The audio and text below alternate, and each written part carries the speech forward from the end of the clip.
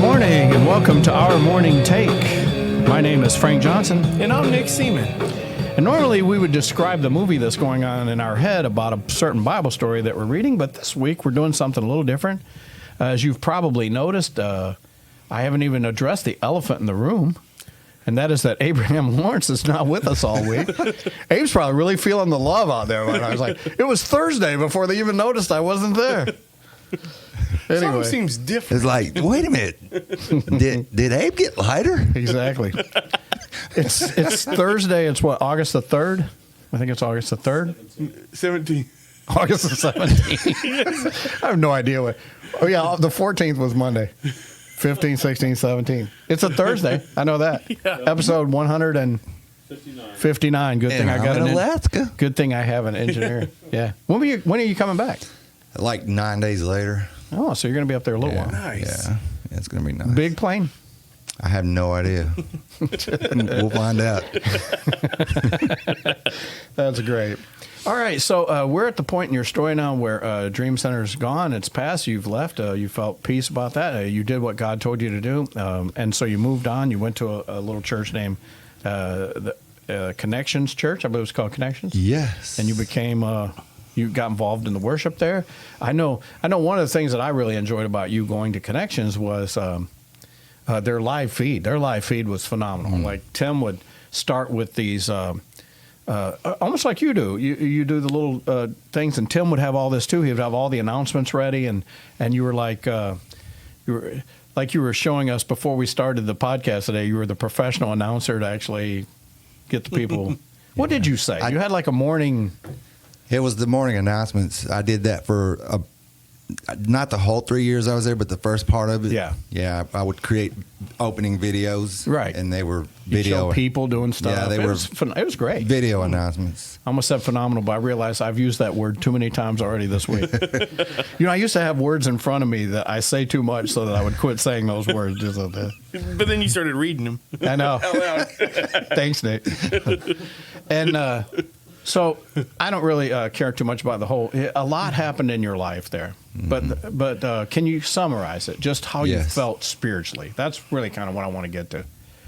Yes. To point blank, when I left Kings Mountain, I pretty much left bitter, not with the people, because like we said previous podcast, man, we loved the people there, but I was really bitter towards our denomination, towards those that were in leadership above me. We felt neglected. We felt left out to dry, just a lot of things. And there were a lot of things that happened in the 8.5 years that added to that. Mm-hmm. And then after we were gone, we were still hurt and bitter. And to the point when I left the Foursquare Church in Kings Mountain, I was done with Foursquare. Like, Right. D-O-N-E, done. At the time, I really could care less if I ever was involved in Foursquare ever again. That's how bad it was. And Connections wasn't a Foursquare church. No, right? they weren't a Connections. They weren't a Foursquare church. The pastor there, the lead pastor there, actually used to be a Foursquare pastor. And, At Belmont? Yeah, he was in Belmont. And so, but we got plugged in over there, and it's still during those 3 years of being at Connections Church, it was still a lot of hurt that I was carrying. And like a lot of people when they experience hurt, when you think you're over it, and just when you think you're getting over it, like something happens and that scab gets ripped right off again. Mm-hmm. And then all the pain comes flooding back in. Yeah. And That's the enemy because he doesn't want you to heal. Yeah, exactly. And that's what it was, There things that we would see in the denomination and in the church, that the things that happened in the church after we left, we saw things happen there, and that added more hurt. And just, I don't want to get too much into that. No, you don't have to. Because the pastors that are there now are incredible. Michael and Nikisha, they're.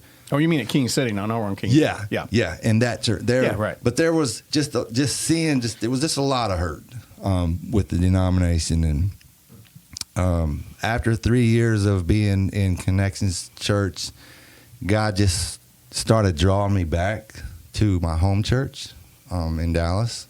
And when I say I was hurt, so much to the point to where I let my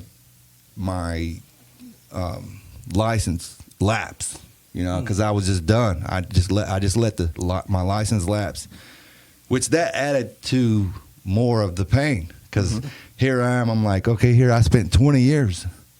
20 years of my life, and what do I got to show for it? I mean, which I know there's a lot to show for, but you know how the enemy plays in your head. But I was like, and I was struggling. I'm like, I've spent 20 years, and now what am I doing?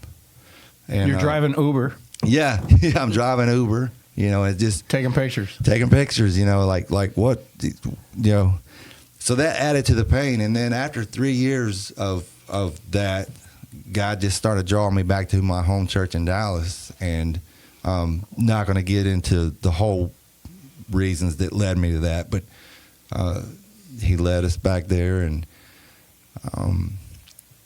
through the course of 1 year of us being back, and honestly, I didn't go back to my home church thinking that I was hurt.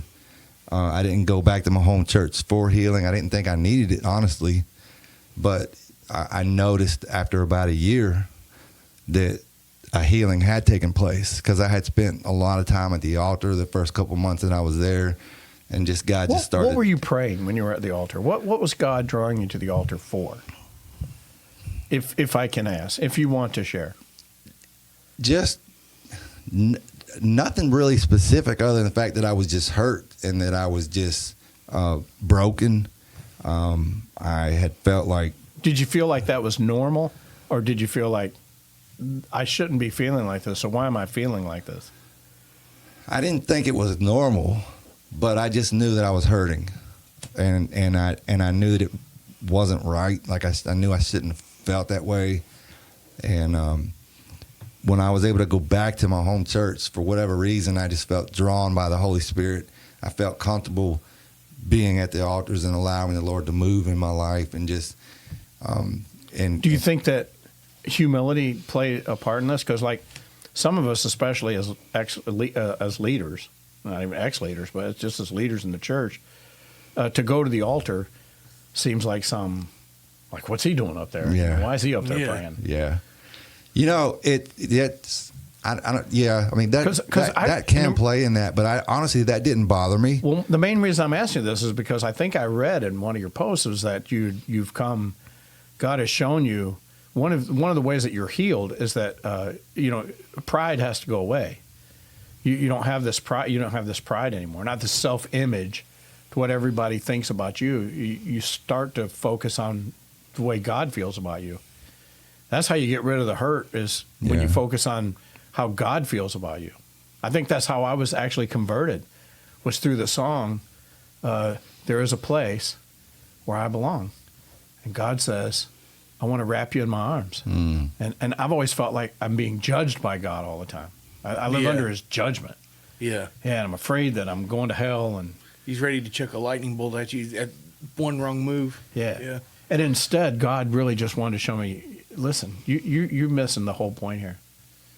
And love isn't about tolerance. It's not about accepting your sin. It's about, I love you. I created you. I gave you sense and what to do. Yeah. And when I read your Facebook post, it was a long one. And one of the things I felt like I got out of that was that your personality, like God helped shape your personality a little bit differently. Do you feel differently? I don't know. I don't know. You need to go reread your Facebook. I know. Well, no, I know what post you're talking about. Yeah. And there's something that I really want to. You started with hurting with Foursquare. I would never go back to Foursquare. Yeah, and I really want to share about that, but we'll save it for tomorrow. All right. Well, we do have one more day because it's really it's really good. And I think this is a word that a lot of people need to hear. I do too. That has to do with healing, and it has to do with church hurt and church hangups. We're with Tim Goetz. Go check him out. Tim Goetz on YouTube. He has his own YouTube page. Go check it out.